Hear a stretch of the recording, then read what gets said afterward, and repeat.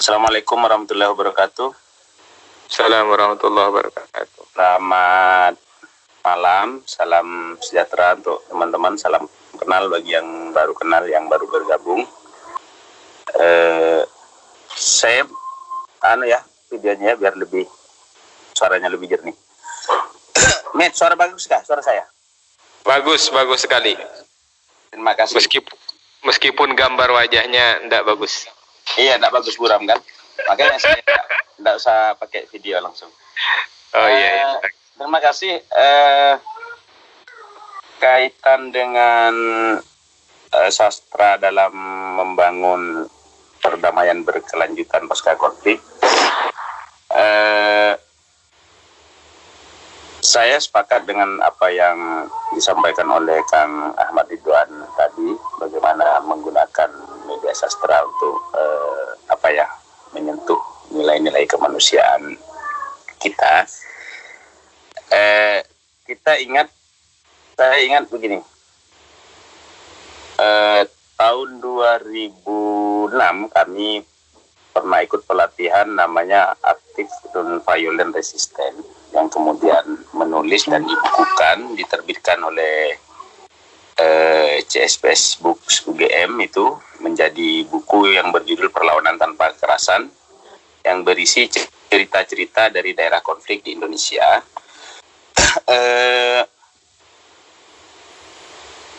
Ketika itu kami dari Kalbar, kemudian ada teman-teman dari Ambon dan teman-teman dari Poso. Terus beberapa aktivitas orang-orang, para pekerja perdamaian yang ketika sedang konflik berlangsung, mereka tidak melibatkan diri sebagai pelaku konflik, tapi justru melibatkan diri sebagai pelaku perdamaian ketika konflik berlangsung. Di antara beberapa figur yang ditulis itu, ada salah seorang yang ditulis oleh Fahrian Siregar. Itu seorang guru SMA di Sambas. Beliau ini pindah-pindah, namanya Bu Eni Dewi Kurniawati. Beliau ini pindah-pindah, pernah ngajar di SMA 2, pernah ngajar di SMA 1 Sambas. Ketika konflik berlangsung, beliau mengajak anak-anak diskusi, bahkan mengarang bagaimana penggambaran tentang konflik ini di mata anak-anak, kira-kira begitu. Dan beliau tidak hanya berhenti di mengarang, tapi kemudian memfasilitasi karya anak-anak itu untuk diterbitkan di majalah Horizon. Kita tahu majalah Horizon merupakan majalah kiblat sastra di Indonesia lah kira-kira. Bahkan mendapat ulasan dari redaktur majalah Horizon ketika itu, kalau nggak salah, Jamal Dirahman, kritikus sastra Indonesia. Ada beberapa karya anak-anak itu yang diterbitkan di majalah Horizon. Dan salah satu di antara mereka yang bernama Jamilah itu menggambarkan dalam karya sastranya apa yang terjadi di Sambas itu sebagai perang di dunia. Ya, sebagai perang di karya sastranya itu. Nah, saya sebenarnya lama pengen ketemu sama Bu Eni ini, cuma sampai sekarang belum kesampaian ketemu ya sama Bu Eni. Kalau mungkin Bang Ridwan atau teman-teman di Sambas punya akses, boleh nanti kapan-kapan kita diskusi. Saya kira ini ide cerdas, ide cemerlang ketika konflik masih hangat-hangatnya, sekitar tahun 2000-2001 itu beliau menyelamatkan anak-anak dari stereotip yang saya kira waktu diskusi lalu kita bahas sebagai lingkaran setan terhadap terjadinya konflik di Kalimantan Barat, bahkan di Indonesia. Yang berikutnya, saya sesungguhnya berharap Mas Haris dan kawan-kawan,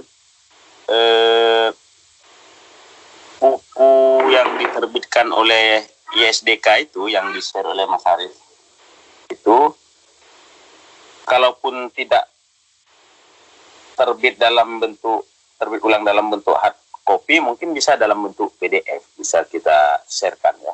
Apa yang di-share oleh Kang Ridwan tadi secara parsial itu, kira bisa maksud saya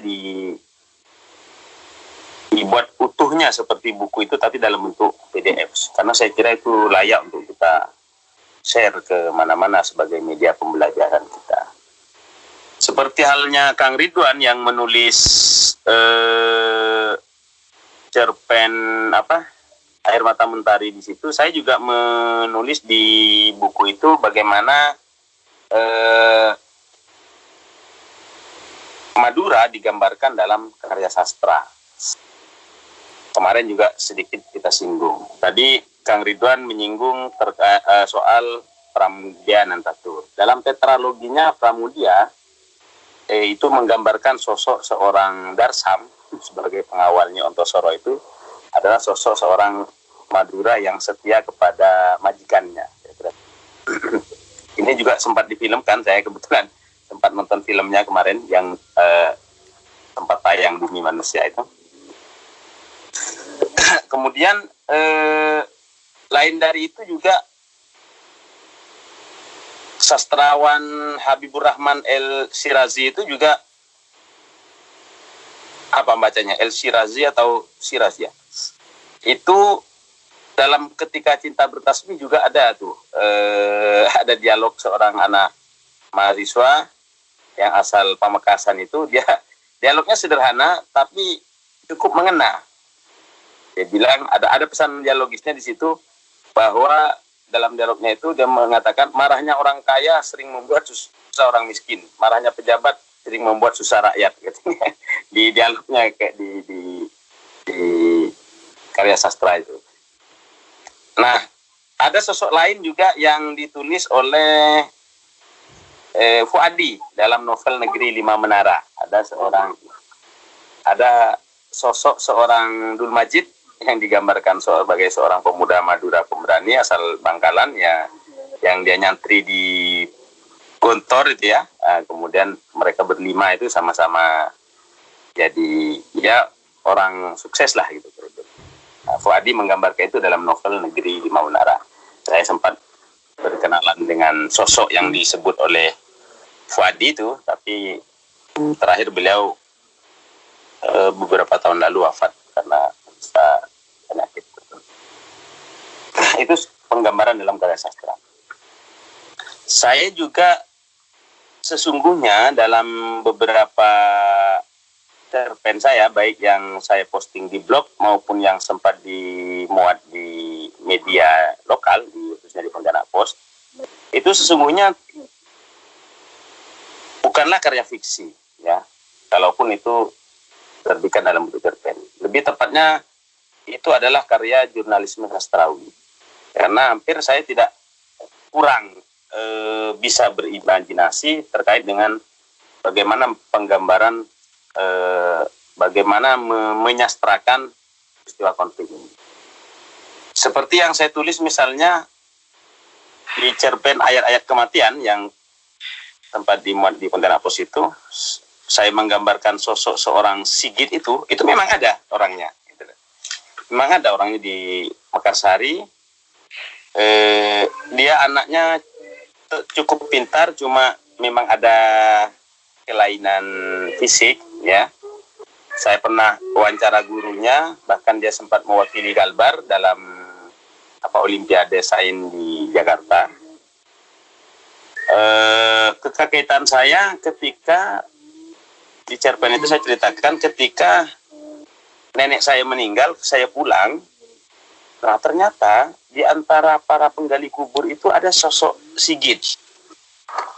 Maka saya tuliskan di situ, anak ini ya sudah mengubur cita-citanya, kira-kira begitu.